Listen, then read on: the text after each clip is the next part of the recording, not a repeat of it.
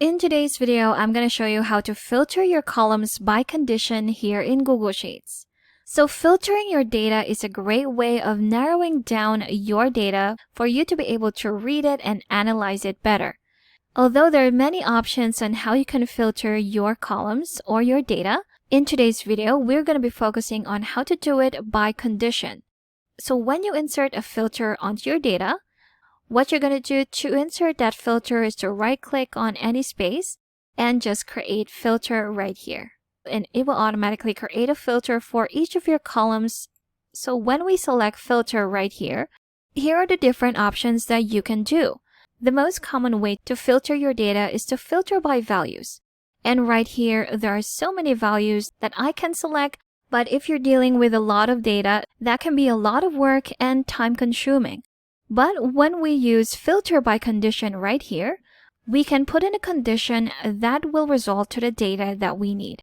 So for this one, since we're dealing with numbers right here, these are the quantities that were sold for each customer on this data. And I just want to see the quantities that were equal or over 200. So I'm going to do that by selecting one of these conditions, and that will be greater than or equal to. If I select that, here I'm going to put in the value or the formula. I'm just going to put in the value of 200 because again, I just want to see the quantities that are equal to 200 or more. So if I click on OK, here we have filtered our data and it's now only showing the ones that are equal or over 200. So that's our first example. Let's try that again, this time with a customer name. Now let's say I've noticed that there were a lot of customers with the same last name, and I want to filter it down to those customers with that same name. What I'm going to do is again to click on the filter, then go to filter by condition. Let's just close this one right here.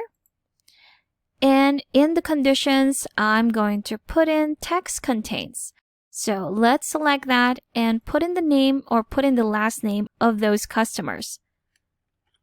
So that's Smith. And when it's done, click on OK. And there you have it. So it will tell you that there are 5 different customers with the same last name existing in this table or in this data right here. And there you have it. Again, although there are so many options on how you can filter your data, this was how to filter your columns by condition here in Google Sheets.